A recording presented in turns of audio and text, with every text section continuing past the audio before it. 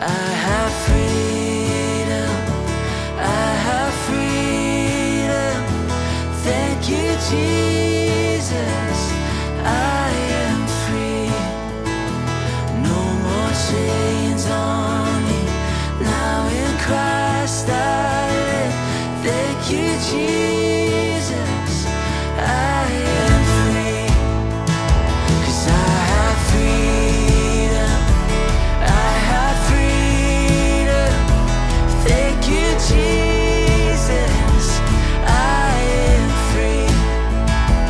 No more chains on me. Now in Christ I live. Thank you, Jesus. I am free. Thank you, Jesus. I am free. Thank you, Jesus. I am free. 오늘 우리에게 주시는 말씀은 야고보서 1장 19절부터 27절까지입니다. 한 절씩 교독하고 마지막 절은 함께 읽도록 하겠습니다. 내 사랑하는 형제들이여, 이것을 명심하십시오. 사람마다 듣기는 빨리 하고 말하기는 천천히 하며 노하기도 천천히 하십시오.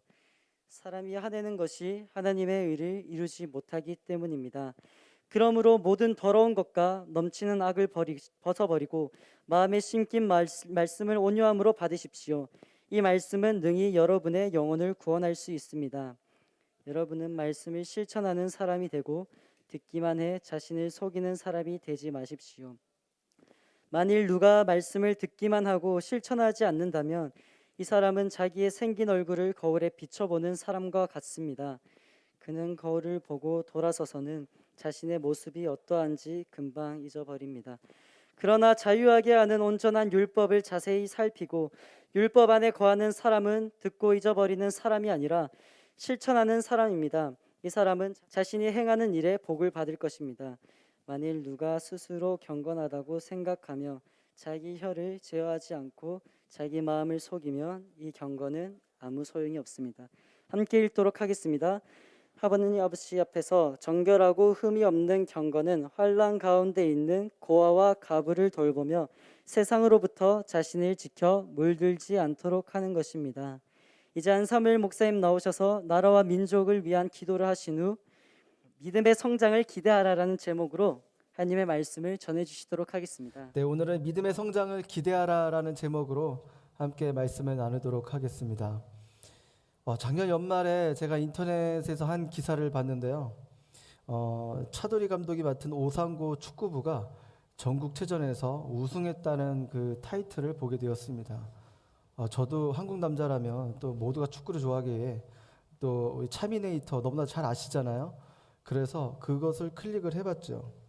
여러분들이 아시다시피 차돌이 감독은 차범근 감독의 그늘에 가려져 언제나 차 감독의 아들로 그렇게 불리운 사람이었습니다. 그러나 그가 오상고를 지휘하고 2년이 지난 후 우승 타이틀로 자신의 실력을 이제 감독의 자리로 증명해 보였습니다. 그 기자가 차 감독을 이제 취재하면서 차 감독에 대해서 이렇게 쓴 기사를 보았는데요. 저는 그것을 보면서 너무나도 인상 깊었습니다. 뭐라고 써 있었냐면 차돌이 감독은 축구 선수들에게 승패의 결과보다도 개인 성장에 포커스를 맞추라고 요구했다라고 그렇게 선수들에게 주문했다고 이야기를 했습니다. 저는 그것을 보면서 축구 감독이라면 결과를 내고 거기에 따라서 또 자기의 명성도 높아지고 그럴 텐데 어떻게 개인의 성장에 그렇게 초점을 맞추라고 그렇게 이야기를 할 수 있을까? 정말 결과보다도 성장이 더 중요한 그 본질에 집중한 감독이구나라는 것을 격하게 동의하게 됐습니다. 저 또한 우리 공동체 지체들이 이제 교회를 다니면서 더 높은 차원의 믿음으로 성장하기를 진심으로 바라고 있습니다. 교회 생활을 오래 하고 모든 섬김에 있어서 열심과 헌신도 하고 이런 부분도 중요하지만 더욱 중요한 건 믿음의 성장인 것입니다.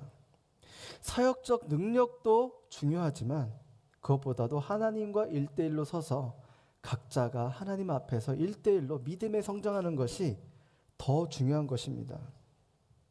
일꾼보다도 하나님의 예수님의 제자가 되는 것이 더욱더 중요한 것이죠. 그래서 삶의 예배자가 돼야 되는 것입니다. 하나님 앞에서, 예수님 앞에서 각자가 하나님과 1대1로 삶의 예배를 드리며 나아갈 때 우리 안에 믿음이 성장하게 되는 것이고, 어느 교회에 의해서가 아닌, 목사에게 기대서가 아닌, 어느 사람에게서가 아닌, 오직 하나님 안에서 믿음으로 성장할 수 있게 되는 것입니다. 오늘 본문에서는 믿음의 성장에 대해서 야고보가 이야기하고 있는데요. 어떻게 또 행동해야 되는지를 함께 살펴보도록 하겠습니다. 19절에서 21절 말씀 함께 읽어보도록 하겠습니다. 시작. 형제들이여 이것을 명심하십시오. 사람마다 듣기는 빨리 하고 말하기는 천천히 하며 노하기도 천천히 하십시오. 사람이 화내는 것이 하나님의 의를 이루지 못하기 때문입니다. 그러므로 모든 더러운 것과 넘치는 악을 벗어버리고 마음에 심긴 말씀을 온유함으로 받으십시오. 이 말씀은 능히 여러분의 영혼을 구원할 수 있습니다. 야고보서 강해를 통해 우리가 신앙생활을 하면서 이제 세 종류의 시험을 피할 수 없다라고 누차 말씀드렸습니다. 그것은 테스트, 또 연단, 유혹을 맞이하게 되는데, 이 중에서 연단과 테스트, 시험을 통해 믿음은 정체되는 것이 아니라 성장하는 것이라는 것을 알려드렸습니다. 여러분들, 이러한 시험들이 없다면 우리들의 믿음의 수준은 언제나 상황 따라, 환경 따라, 외부의 자극에 따라 흔들리는 초보적인 믿음일 것입니다.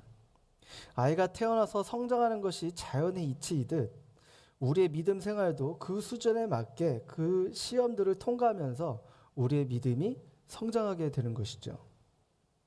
우리는 하나님을 믿고 말씀으로 변화되었는데 아직도 스스로를 돌아보면 왜 아직도 나는 어린아이와 같은 신앙의 모습을 가졌을까? 여전히 성숙하지 못한 모습이 왜 아직도 나에게 있을까라는 생각을 가져본 적이 있을 것입니다. 이것은 여전히 우리의 옛자가 살아있기 때문에 우리의 성장을 계속해서 가로막고 있는 것이죠. 그렇다면 오늘 본문에서 이 믿음에 성장하기 위해서 구체적으로 어떻게 해야 되는지를 한번 보도록 하겠습니다. 첫 번째는 들으라입니다. 19절 앞부분에 보면은 듣기는 빨리 하라라고 이야기를 합니다. 듣다는 헬라어로 아코인데, 이는 귀를 기울여서 잘 듣는다는 의미가 있습니다. 보통 우리가 듣는 의미를 이렇게 생각하고 있는 것이죠. 그러나 유대인들의 듣다는 단순히 듣는 것으로 그치지 않습니다. 경청하여 온전히 이해한 후에는 그대로 따른다는 뜻을 가졌습니다. 대표적인 예로 신명기 6장 45절 말씀을 예로 들 수 있죠. 여러분들 너무나 잘 아시죠? 우리 함께 외워보도록 하겠습니다. 시작. 이스라엘아 들으라. 우리 하나님 여호와는 오직 유일한 여호와시니 너는 마음을 다하고 뜻을 다하고 힘을 다하여 내 하나님 여호와를 사랑하라. 아멘. 여러분, 여기 유대인들이 이 첫 구절의 첫 마디인 들으라, 히브리어로 쉐마라고 약칭하면서 이 성경에서 가장 중요한 계명으로 이야기하고 있습니다. 여기서 들으라는 것은 단순히 그 말씀을 듣고 이해하라는 것이 아니라 그 다음에서 이어지는 말씀인 하나님을 마음과 뜻과 힘을 다해 사랑하는 일을 실천하라는 것입니다. 다른 이의 말을 듣고 그대로 따르려면 당연히 그 내용부터 잘 이해해야 하죠.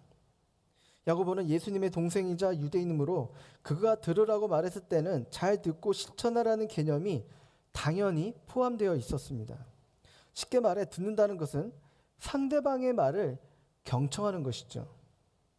경청하지 않고 그냥 흘려듣는 것은 영어로 히어링입니다. 근데 그것을 그렇게 듣지 않는 것은 경청하는 것을 그냥 이제 흘려듣지 않는 것은 리스닝 것입니다. 경청하는 것이죠. 그렇다면 성경이 듣다라는 동사와 빨리라는 부사, 왜 이 두 단어를 같이 붙여서 사용했을까요? 똑똑히 재빨리 의미를 캐치해서 알아차리라라는 뜻은 아닐 것입니다. 듣기는 빨리 해야 한다는 말씀의 대상은 인간뿐만 아니라 하나님의 말씀을 듣는 일에도 민첩하라는 뜻인 것입니다. 이 민첩, 탁수스라는 말은 문자적으로 즉시라는 뜻을 가졌습니다. 지체함이 없다는 뜻이죠. 그리고 앞에서 설명드린 대로 그 내용만 이해하는 것이 아니라 그 말씀대로 실천해야 하는 순종이 포함되어 있습니다. 창세기 22장 2절에 보시면 한 사건이 나옵니다. 하나님께서 아브라함에게 내가 사랑하는 외아들 이삭을 모리아 땅으로 가서 내가 내게 지시한 상에서 그를 번제로 드리라라고 명령하십니다. 아브라함의 입장에서 생각해 보면 이제 나이 들어서 어렵게 주신 그 사랑하는 아들을 다시 하나님께 바치라는 그 명령을 듣게 된 것이죠. 아브라함의 마음은 어땠을까요? 황당하고 너무나도 어이가 없었을 것입니다. 그러나 아브라함은 어떻게 했다고 기록되어 있을까요? 다음 날 아침 일찍 일어나 지시한 곳을 향해 갔다라고 기록되어져 있습니다. 이것이 오늘 말한 듣기는 빨리 하라인 것입니다. 신기하게도 아브라함은 말씀을 듣고 순종하기까지의 과정이 단순했습니다. 어떻게 하면 이 명령을 피할까라는 그 인간적인 방법을 강구하는 시간도 가지지 않고 또 사용하지도 않았습니다. 그러한 방법들을 사용하지 않았어요. 그냥 그는 듣고 민첩하게 명령하신 땅을 향해 나아갔습니다. 사랑하는 여러분, 저와 여러분도 하나님의 말씀에 경청하기를 바랍니다. 그저 말씀이 들리는 히어링이 되는 것이 아니라 경청하는 리스닝이 되기를 바랍니다.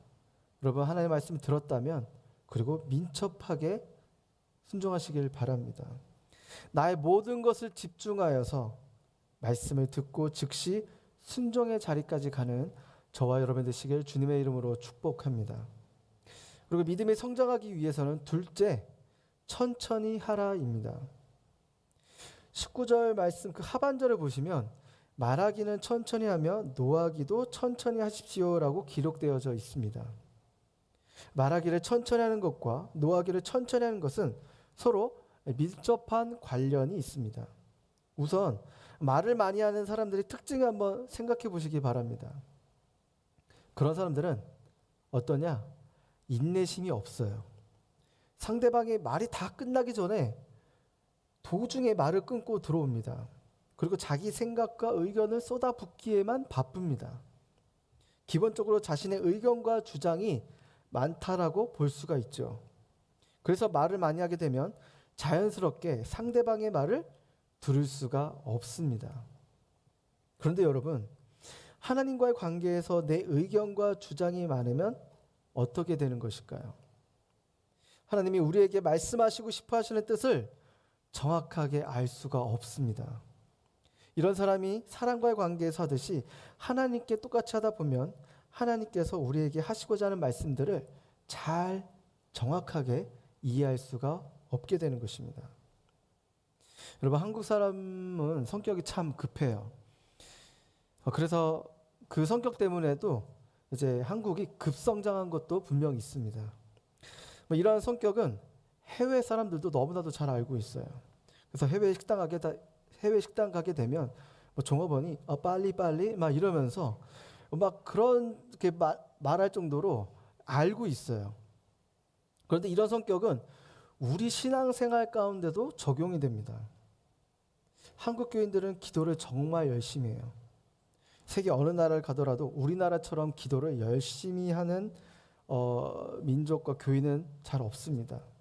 심지어 우리는 새벽 기도, 철야 기도, 또 40일 기도, 각종 기도가 많아요. 그런데 문제가 하나 있어요. 기도는 하나님과 대화인데 이 대화 속에 우리는 듣는 것이 부족합니다. 하나님 앞에 앉아서 그분의 마음을 읽고 성령님을 통해 다양하게 말씀하시는 듣는 훈련을 해야 되는데 우리는 이러한 훈련이 잘 되어 있지 않은 것 같아요. 그저 하나님 앞에 자신의 할 말만을 막 쏟아냈습니다. 이러한 모습이 신앙생활 가운데 있다 보니 사람과 사람 사이에서도 문제가 생기는 것입니다. 또 말을 많이 하게 되면 실수를 하게 되죠. 안 해도 될 말을 하게 되고 그러다 보니 상대방의 기분을 상하게도 합니다. 또 많은 말 속에서 자신의 약점을 노출시키기도 하죠.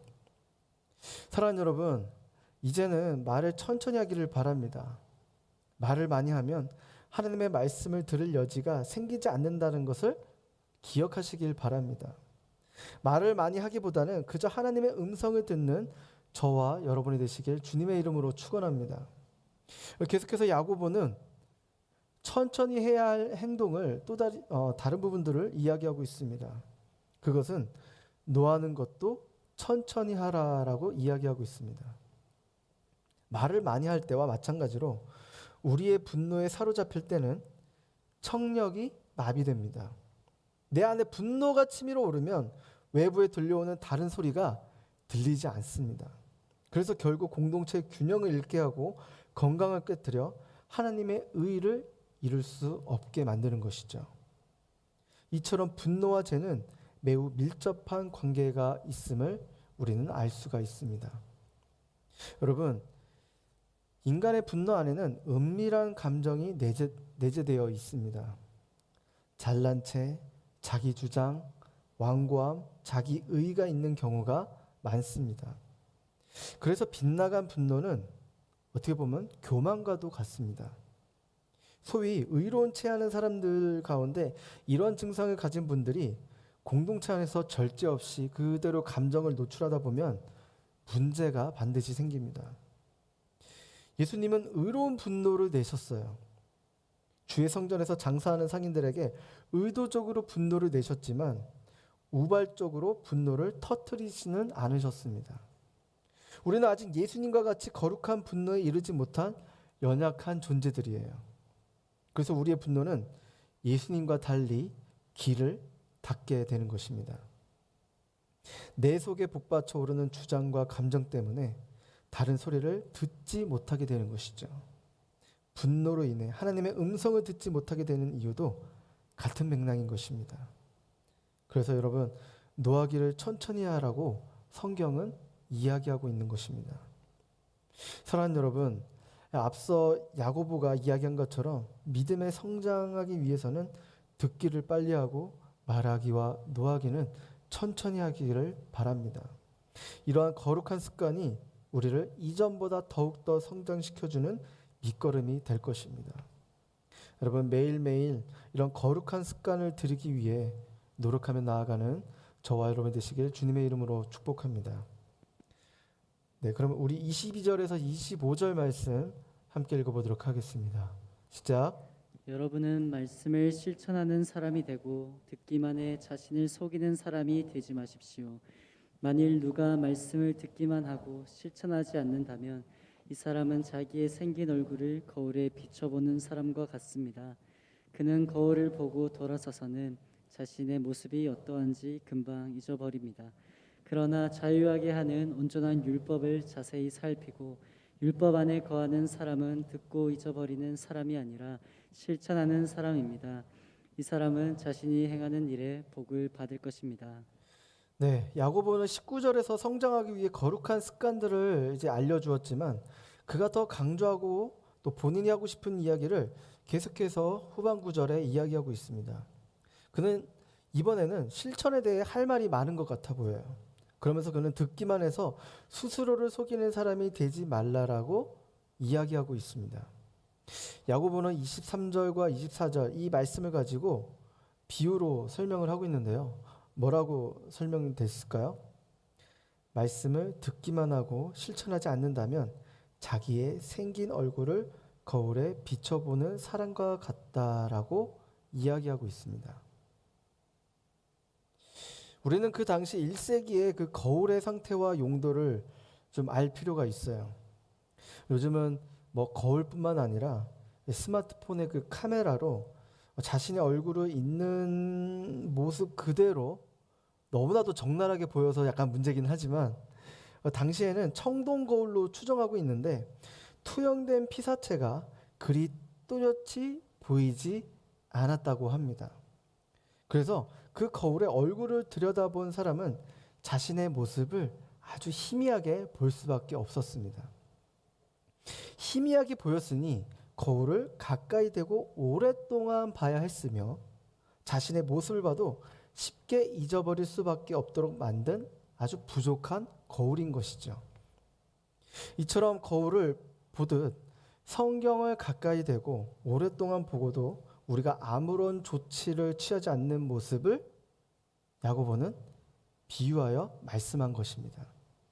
23절에 자기의 생긴 얼굴이라고 기록하고 있는데 이 말은 하나님께서 창조하실 때 우리를 만드신 피조물 그들의 모습, 하나님의 형상을 뜻하는 것입니다. 하나님께서는 다른 피조물들을 만드시고 좋았다라고 말씀하시지만 아담을 만드시고 보시기에 심히 좋았다라고 말씀하셨습니다. 그런데 어떻게 됐나요? 보시기에 심히 좋다고 한 그 모습에 죄가 들어왔고 그래서 우리는 하나님의 형상에서 아주 망가진 상태입니다. 그냥 망가진 것이 아니라 심히 망가진 것이죠. 원래 우리는 사랑 자체였고 희생하며 아낌없이 주는 그런 사람, 그런 존재였습니다. 성내지 아니하고 오래 참으며 자신의 것을 내어주는 그런 사람이었습니다. 자비와 긍휼이 많은 그런 사람이었습니다. 그런데 죄가 들어오는 바람에 원래 그러한 하나님의 형상의 모습에서 우리는 망가진 것이죠. 여러분 이 타이밍에 좌우 옆 사람 한번 볼까요? 여러분 여러분들의 모습, 좌우 본 여러분들의 모습이 어떠한 모습이든 심히 망가진 모습입니다. 하지만 여러분 우리는 다시 회복될 수 있습니다. 좌우 옆 사람에게 한번 이렇게 이야기하겠습니다. 망가졌지만 다시 회복할 수 있습니다. 자, 그러면 이제 어떤 분은 손을 잡고 이야기하시면 당신은 망가졌지만 회복할 수 있습니다. 진심으로 많이 망가졌나 보네요. 자, 그러면 어떻게 하면 회복될 수 있느냐? 하나님께서 우리에게 계속해서 말씀하십니다. 말씀을 거울 삼아 우리 자신의 모습을 들여다보라고 이야기하고 있습니다. 그렇다면 말씀이라는 것을 통해 우리 자신을 살핀 후에는 무엇을 해야 하는 것일까요? 우리의 모습 속에 더러운 것이 묻었다면 닦아내고 잘못된 곳이 보인다면 고쳐야 하는 것입니다. 그런데 문제는 말씀의 거울을 자세히 가까이에서 들여다보더라도 더러운 것을 닦아내고 잘못된 것을 고치지 않는 우리의 모습을 지적하고 있는 것이죠. 매일 말씀을 묵상하고 주일 설교 말씀을 통해서 자신의 모습을 우리는 비추어 봅니다. 분명히 자신의 민낯을 보게 되죠. 그러나 그렇게 신앙생활을 오래 해도 변화가 잘 없습니다. 교회를 10년, 20년을 다녀도 어쩜 그리 변화가 없는지요. 늘 어린아이와 같은 약한 모습을 유지하는 분들이 너무나도 많습니다. 그래서 오늘 야고보가 보고도 금방 잊어버린 사람, 바로 그런 사람을 지적하고 있는 것이죠. 그러나 25절 말씀 함께 읽어볼까요? 25절 말씀 시작. 그러나 자유하게 하는 온전한 율법을 자세히 살피고 율법 안에 거하는 사람은 듣고 잊어버리는 사람이 아니라 실천하는 사람입니다. 이 사람은 자신이 행하는 일에 복을 받을 것입니다. 여기에 자유하게 하는 온전한 율법을 자세히 살피는 사람을 실천하는 사람이라고 표현하고 있습니다. 적어도 예수님을 만나고 하나님의 자녀가 된 사람이라면 반드시 실천하는 자가 되어야 한다고 말하고 있는 것이죠. 하나님을 만나고 나서도 죄는 계속 발생됩니다. 최후의 승리를 얻는 그날까지 계속해서 우리 안에서 죄가 계속 생성됩니다. 그러나 하나님을 만나기 이전과 이후가 가장 다른 점은 있죠. 그것은 죄에 대해 깨닫게 되는 것과 말씀을 통해 매일 자신을 비추어 보게 되는 것입니다. 하지만 반성과 후회에서 끝나는 것이 아니라 말씀으로 살아보려는 그 실천하는 힘이 성령님에 의해서 우리 안에서는 생기게 되는 것입니다.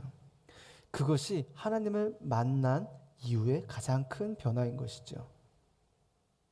예전에는 죄도 잘 몰랐어요. 더러운지도 몰랐어요. 그게 오염물질인지도 몰랐어요.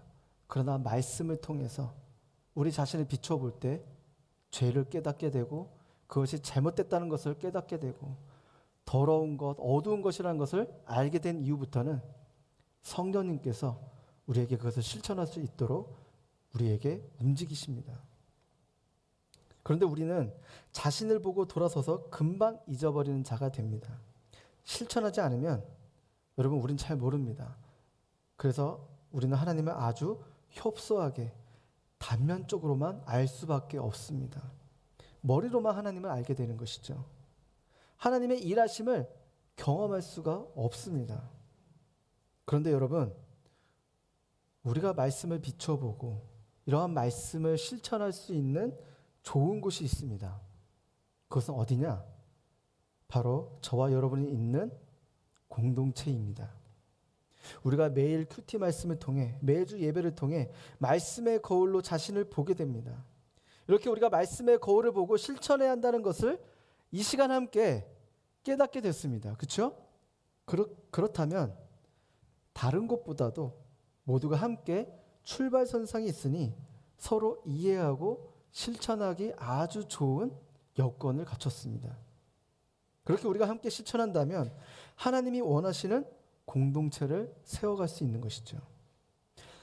하나님이 원하시는 공동체는 무엇일까요? 하나님은 우리가 건강하고 완벽하기 때문에 공동체로 부르신 것이 아닙니다.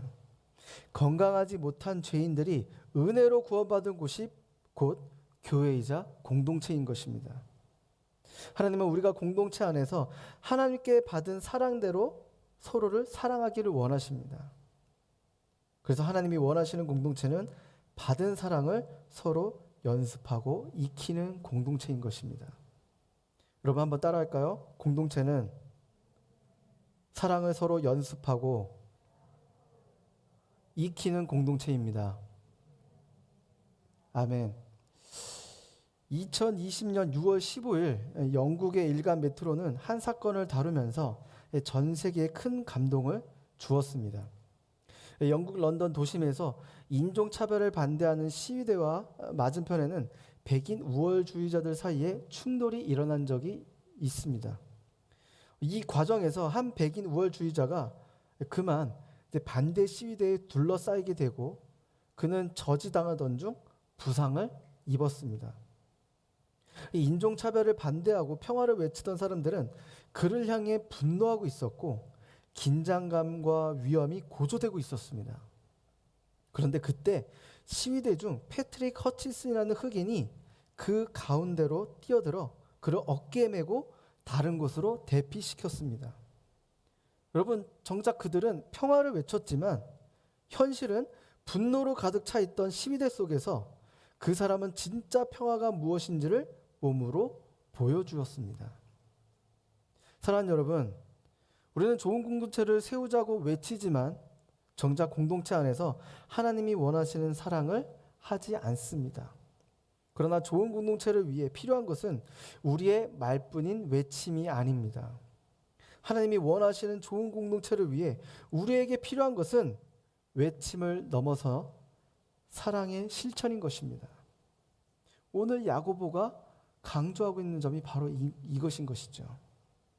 사랑하는 여러분, 우리 자신이 먼저 사랑을 실천하지 않는다면 좋은 공동체, 건강한 공동체, 사랑의 공동체를 이룰 수가 없습니다. 여러분, 말뿐인 외침이 아니라 실천하기를 바랍니다.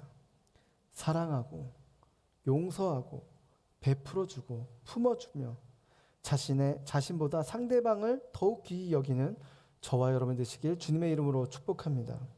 그러할 때 우리의 실천을 통해 오늘 말씀처럼 복을 받는 경험을 하게 될 것입니다. 여러분, 거울 보고 금방 잊어버린 자가 되는 것이 아니라 실천하는 저와 여러분 되시길 주님의 이름으로 축복합니다. 우리 26절 말씀 함께 읽어보도록 하겠습니다. 시작. 만일 누가 스스로 경건하다고 생각하며 자기 혀를 제어하지 않고 자기 마음을 속이면 이 경건은 아무 소용이 없습니다. 네, 지금까지 야고보가 이해한 것들을 이제 지키려면 우리는 삶의 어떠한 지표를 가져야 하는 것일까요? 첫 번째 지표는 우리의 혀를 제어해야 합니다. 혀는 언어의 통로입니다.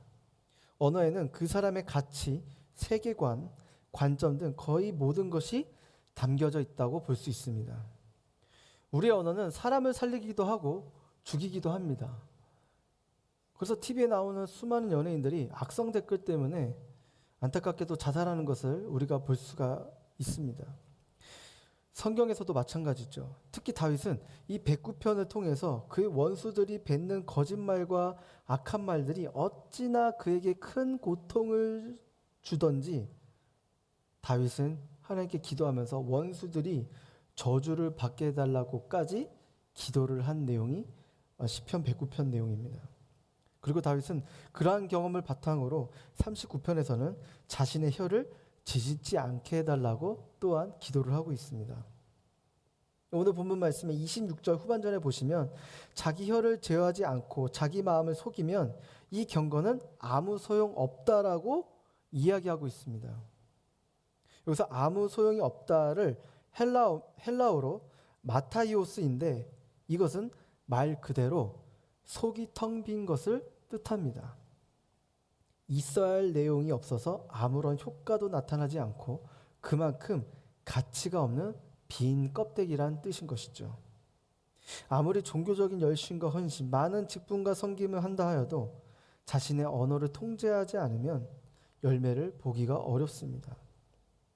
그런 사람은 하지 말아야 할 말을 내뱉고 해야 할 말을 하지 않게 됩니다. 위로가 필요할 때 분노를 내는 말을 하고 진리를 말해야 할 때 거짓을 말하게 되는 것이죠.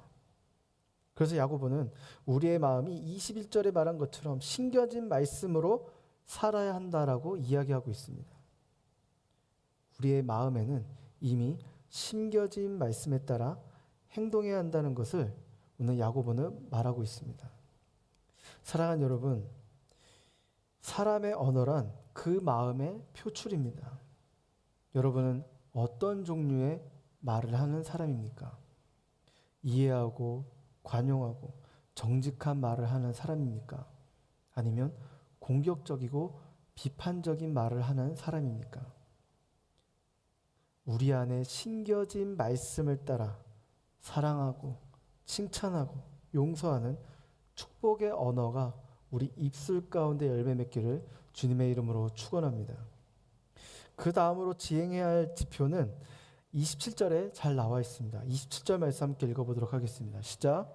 하나님 아버지 앞에서 정결하고 흠이 없는 경건은 환난 가운데 있는 고아와 가부를 돌보며 세상으로부터 자신을 지켜 물들지 않도록 하는 것입니다. 네, 두 번째 지표는 고아와 가부를 돌보라고 이야기합니다. 야고보가 살던 시대에는 핍박과 고난에 내몰려 험난 인생을 사는 가부와 고아가 많았습니다. 이들은 대부분 나그네였어요. 성경의 여러 군데에서도 이들을 위해 도와주라고 나올 만큼 이들은 하나님의 특별한 그 애정의 상태였습니다. 애정의 대상이었습니다. 그 이유는 무엇일까요? 여러분, 이들의 인생은 누군가의 도움과 은혜 없이는 존재할 수 없다는 공통점이 있습니다. 그런데 이 모습은 우리의 모습이기도 합니다. 죄 많은 우리가 예수님이 아니면 죽을 수밖에 없는 존재들인 것이죠. 그러나 예수님이 우리에게 찾아오셔서 우리를 구원하여 구제해 주신 것입니다. 이것이 다른 종교에서 말하는 구제와 근본적으로 다른 것입니다. 우리는 그저 윤리적 차원에서 남을 도와주는 것이 아니라 복음을 선포하는 것이죠. 그리고 세 번째 지표는 자신을 지켜 물들지 않는 것이라고 이야기하고 있습니다. 자신을 지켜 물들지 않는다는 것은 정체성이 확실하기 때문에 자로나 우로나 치우치지 않는다는 것입니다. 그렇다면 우리의 정체성은 무엇일까요? 빛과 소금입니다. 예수 그리스도를 내 구주로 고백하는 순간 우리는 그러한 자들입니다. 우리가 잘 아는 이소부와 미운 오리 새끼 아시죠? 어느 날 한 오리가 알을 낳았는데 한 오리가 낳은 알이 모두가 이제 부화를 했습니다. 그런데 그중 다른 모습을 가진 오리 새끼 한 마리가 있었죠. 근데 다른 오리들은 그를 왕따시켰어요. 부리 모양이 다르다고, 색이 다르다고, 목소리가 다르다는 등 여러 가지 이유로 그 오리를 괴롭혔습니다. 그렇게 고통받고 있던 미우 오리 새끼는 강물에 비춰진 자신의 모습을 보고 자기가 다른 존재인 것을 알았어요. 백조인 것을 깨닫게 되었어요. 미운 오리 새끼는 정작 오리가 아니었던 것이죠. 자신이 오리 틈에 살다 보니 그동안 자기가 오리인 줄 착각했던 것입니다. 이 미운 오리 새끼와 마찬가지로 우리도 세상 속에 살고 있지만 우리의 정체성은 빛과 소금인 것입니다. 그들과 다른 존재인 것입니다. 다르기 때문에 핍박받고 오해받기도 하고 눈치도 받기도 합니다. 오리가 강물에 비쳐 자신의 모습을 보았듯이 우리가 말씀의 거울을 통해 우리의 정체성을 발견하게 된다면 여러분, 세상의 여러 가지 소리에 현혹되지 않습니다. 좌로나 우로나 치우치지 않게 되는 것입니다. 그래서 로마서 2장 2절에는 이렇게 이야기하고 있습니다. 너희는 이 세대를 본받지 말고 오직 마음을 새롭게 함으로 변화를 받아 하나님의 선하시고 기뻐하시고 온전한 뜻이 무엇인지 분별하도록 하라. 이렇게 말씀하셨어요. 우리는 세상의 발을 딛고 있지만 우리는 이 세대를 본받지 말고 자신을 지켜 물들지 않아야 하는 것입니다. 그렇다고 우리가 교회 안에서만 살 수 없어요. 왜냐? 예수님은 제자들을 세상 속으로 파송시켰기 때문이죠. 그래서 우리는 교회 안에서만 갇혀 있으면 안 됩니다. 세상 속에 나아가 빛과 소금의 역할을 해야 하는 것이죠. 세상으로부터 자신을 지켜 물들지 않는다는 것은 매일 우리의 죄를 회개하는 것입니다. 우리의 옷에, 우리의 피부에 이물질이 묻으면 즉시 물티슈나 화장실 가서 물로 씻어내듯이 격렬한 싸움을 해서라도 우리의 죄를 매일 씻어내야 하는 것입니다. 저번 주에 말씀드렸듯이 최후의 승리를 얻는 그날까지 계속해서 우리는 죄를 씻어내야 되는 것입니다. 사랑하는 여러분, 우리가 지향해야 할 지표는 혀를 제어하고 고아와 가부, 이웃들을 돌보며 개인의 경건을 위해 하나님의 말씀으로 얼룩을 매일 씻어내는 것이 바로 우리가 해야 할 일입니다. 우리에게 명령하신 이 말씀에 따라 나아갈 때 우리는 믿음이 점점 성장하게 되는 것이죠. 사랑하는 여러분, 오늘 본문 말씀을 통해 하나님께서 우리에게 믿음에 성장하기를 원하십니다. 정체되는 것이 아니라 계속해서 이전보다 날이 갈수록 성장하기를 바라십니다. 성장하기 위해서 듣기에 민첩하고 말하기와 노하기는 천천히 하라고 말씀하십니다. 그리고 말씀의 거울을 보고 자신의 죄를 비춰보았다면 그리고 회개하라고 말씀하십니다. 또한 우리가 지향해야 할 삶의 지표는 혀를 제어하고 이웃을 돌보며 세상으로부터 자신을 지켜 물들지 말라라고 말씀하셨습니다. 하나님이 기뻐하지 않으신다는 것을 알면서도 수용하고 여러분 삶에 허용한 것들에 대해 분별하시길 바랍니다. 여러분, 오늘은 유독 다른 날들과 달리, 다른 주일과 달리 우리가 행해야 할 믿음의 행동들이 너무나도 많이 나옵니다. 여러분, 이렇게 살아가야겠다고 생각하면 우리 마음 가운데 드는 것은 먼저 부담일 것이에요. 이렇게도 해야 되고 저렇게도 해야 되고 어떻게 하지 말아야 되고 먼저 부담이 찾아오고, 또 어쩌면 이렇게 많은 것들을 우리가 어떻게 다 할 수 있느냐, 그러면서 아예 시도조차 안 할 수도 있게 됩니다. 그러나 우리가 이렇게 살아갈 수 있는 힘은 오직 예수 그리스도를 바라보는 것입니다. 예수 그리스도를 바라보면 우리는 하나님의 형상을 회복하게 되는 것입니다. 우리의 힘과 능력, 우리 의지로 우리가 무엇을 하고 무엇을 안 하는 것으로 살아갈 수가 없습니다. 그러나 예수님을 바라보게 된다면 예수 그리스도로 말미암아 우리가 그러한 것들을, 하나님의 사랑을, 성령의 열매를 우리 가운데서, 우리 삶의 자리에서 열매 맺을 수 있는 것입니다. 실천할 수가 있게 되는 것입니다. 그래서 여러분, 살아가면서 예수 그리스도를 바라보시길 바랍니다. 어떠한 상황에서 예수님은 어떻게 하셨을까? 고민하고 기도하며 결정하기를 바랍니다. 그리고 예수님만 바라보기 위해 몸부림치기 바랍니다. 오늘의 변화에 대한 몸부림이 여러분, 저와 여러분의 인생에 새로운 물길을 낼 줄을 믿습니다.